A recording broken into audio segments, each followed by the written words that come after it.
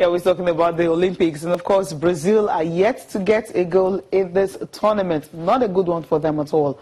Not a good one. Nope. Not a good one. Yeah. Not a good one. It's going to be funny if Brazil doesn't get out of the group, just like it happened in Copa America. Yeah, it will be a disaster. I imagine the fans they're not smiling right now, and I don't know what's going on. Brazil, they're struggling badly. Okay, they've got Neymar, they've got Jesus, but who else is in that team that that can make things happen for them? They've got some really good players there, obviously. I mean, Brazil, they're renowned for producing amazing football talent. So there's something wrong with our side that I can't really put my fingers on at the moment. Iraq? Yeah, I mean, ridiculous. I'm looking at the group now. You have Iraq, you have South Africa, they have Denmark. So going into the last game now, all the pressures on them, they've got to deliver somehow. They've got to look for that performance and get the win and progress into the quarterfinals where they could meet Nigeria or whoever finishes second in Group B. It's horrible and it's terrific. I mean, I'm trying to let me just recollect what happened to the Dream Team. Am I still calling them Dream Team now? Okay, Dream Team. Okay, the Olympic Eagles is right now. What happened yesterday night? I mean, we saw what Mikel was able to do. We saw that experience, that what he was able to do in the midfield. And I was like, what if this guy had just gone to Manchester United and being that creative midfielder, I would have been a better player. But that's history right now. But then, at the performance of the Olympic team, I mean, we said it wasn't a dream team. We said we didn't have big shot players and all that. But see the way they've been able to play together, the way possession-wise and everything. I mean, all the lapses we noticed in the first one, we felt no criticism at all. Let's wait for the other game and see if we're going to have one or two criticisms to pick at. But the only thing we were able to pick at from this team was actually the fact that they couldn't convert most of their chances. Etebo, for instance, could have scored as much as 4 goals again in this game. But somehow, Linde, the goalkeeper, was awesome. Yeah, the goalkeeper doing his job. I mean, you can't really blame Etebo for that. But I get your points anyways. The first game against Japan, the circumstances were prior to the game were not ideal at all. So the struggle, the beats, especially in midfield and defensively. But this time around, the team is a bit more settled. And that's why we saw that assured performance from them. Against Sweden now, like I said, they're in the quarterfinals now. And they can, just keep the momentum going by beating, who did they play in the last game now? They play Colombia. Yeah. So I think they should just keep the momentum going. Beat Colombia. When you are able to go on a winning run like that, it does amazing things to your confidence. So good luck to the Olympic Eagles once again. And talking about good luck, or no good luck, the Tigers played against Argentina. I mean, Cecilia, it was, expected. Yeah, it was expected, but then I think a lot of Nigerians actually thought that the Tigers would do a lot better than they did against Argentina. That was in Group B. The match ended 94-66 in favor of Argentina. The Argentines could not be stopped. Nigeria didn't come close at all to winning this game at all. From the very beginning. From the start. A shaky start. Yeah, we just couldn't get close enough to them, not pressure on their perimeter shooters at all, and they just kept on, They had all the time in the world. No pressure on them. That's what happens. We're not rotating well enough. It wasn't effective. And Luis Cola, Manu Ginobili, and the likes just took advantage to beat Nigeria really well in that one. In other results in Group B, we have Brazil. They lost to Lithuania. Third-ranked team in the world, and we're facing them next. Yeah, they're good side. So, but Brazil at home, you expect them, with the fans behind them, to do a lot better than this one. But it wasn't meant to be for them. And look at that massive upset right there at the bottom. Croatia beating Spain. Spain are the number 2 ranked team in the world. After USA. After the USA. And for them to lose by 2 points, I imagine it's very disappointing for them. But the good thing is a lot of these guys still have a lot of games to play. So there's still a chance of them progressing into the next round. Let's talk about Nigerian team now. It wasn't all doom and gloom for them. We have Ekene Ibekwe, actually putting on a good one. Ibere also putting on a good one. But I'm worried about Shane Lawal, when he felt that injury. He didn't come back. He didn't come back. So he is doubtful for the next game. Hopefully it's nothing too serious. Hopefully he can return before the competition, ends. Because we need his height. We need his height after Ezeli pulled out. He's one of the really tall players in the side, that can do a good job for us in the paint. So for him to go down, I think he is a massive loss for Nigeria. But hopefully he comes back strong and healthy. And still on the D Tigers, Ike Diogu, one of the shining lights in this morning's game. He had a good game. For me, he was a top performer for Nigeria. He had 15 points, 13 rebounds, 2 blocks. Efficiency on the night was plus 20. So Ike Diogu, congratulations to you. But the Tigers, no congratulations because he didn't win that game. Yeah, that's all. Yeah, so against Lithuania, well, I can't stick out my neck in that game. Of course you can't. I can't at all. I felt, the Brazilians, because they're going to use home court advantage and all that to actually defeat them. But if you check Lithuania, good nation when it comes to basketball. That's what they're known for. Yep. You may not see them in football and everything, but when it comes to basketball, they're good at that. But Nigeria and Lithuania, how is it going to be? Well, obviously Nigeria, Lithuania, it will be a massive upset if we beat them. Lithuania, because they're very good side, very consistent, and that's why they've been able to achieve the ranking of number 3 in the world. But Nigeria, you never can rule out upsets. In situations like this, Nigeria might just play an almost perfect game on the night and get the win. But like you said, I'm not going to stick out my neck as well to Nigeria.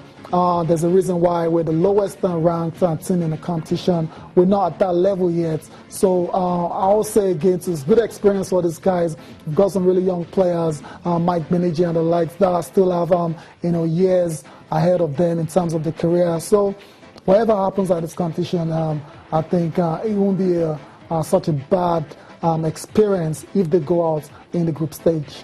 Okay, well, not a bad experience, they go on the group stage, but then these Tigers, well, after the opening game, I think definitely whatever comes, we just take it. It may not just be another upset, because 25th ranked in the world, lowest ranked team in that group, and when you're having Croatia actually upsetting Spain, I think there's really no hope for the Tigers at all. Oh, really? You just said that. I felt, after watching them against Argentina, hope. Okay, after watching them against Argentina, there was too much freedom on the Argentines. This is where we're expecting them. We're not playing US for crying out loud. Argentina I understand it's big. I know, I understand they've got their NBA players and their Andre, Cioni, Ginobili, all these guys got great experience playing in the NBA, Delfino and the like. So, but if you check the respect we actually paid to them, we just gave them free time, outside shots and everything. Just get out of like 22 or more than they got 11. Yes, there was just no pressure on them. They were effective. They were just having fun,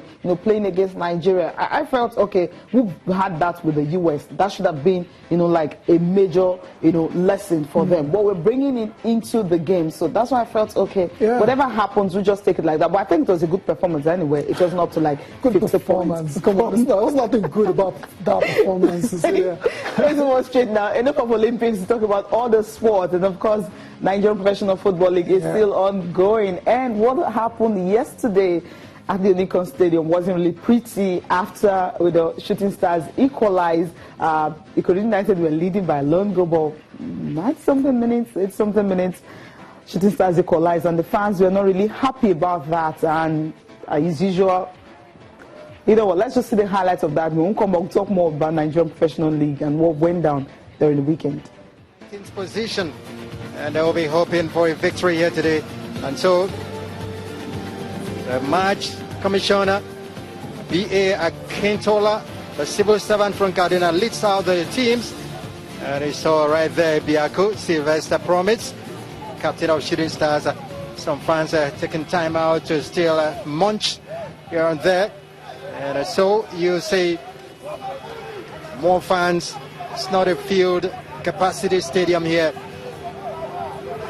And that's the big man Onyelonu, the man that has picked up his place at Ikorodu United. Ikorodu United FC Agege Zone. The fans are here and their numbers too, and a whole lot being expected. More fans of Shooting Stars, the traveling fans from the city of Ibadan. As this match progresses, center referee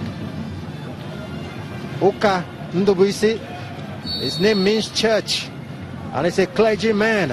He takes this match off here. The match is underway here at the city of Lagos, Unicon Stadium.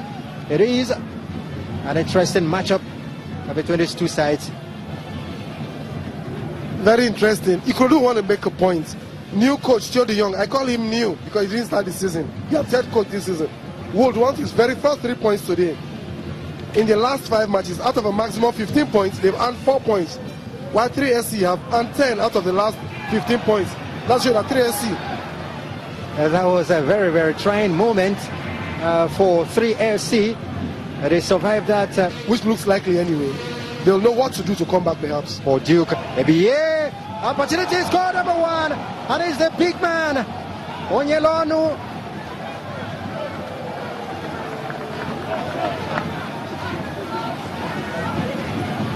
The big man Onyelonu has opened his account.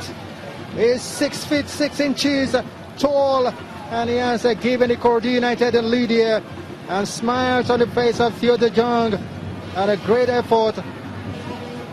No, this is very good. Paul Duke had the ball. Instead of going for goal, he gave it to ABA, who squared it, and all the big man had to do was to tap it into an empty net. You couldn't have missed from 6 yards, but then that is football. I've seen players miss from even closer distances, even at the World Cup. But brilliant finishing. He just thumped it to the top of the net. Tried as goalkeeper Tambechias did. Can they hold on in the remaining few minutes of this match? A cross comes in. The header, it's the equalizer. And it is Jani Ibrahim. Ikorodu United, they can't hold on. Ikorodu United, they cannot get another victory. It is a 1-1.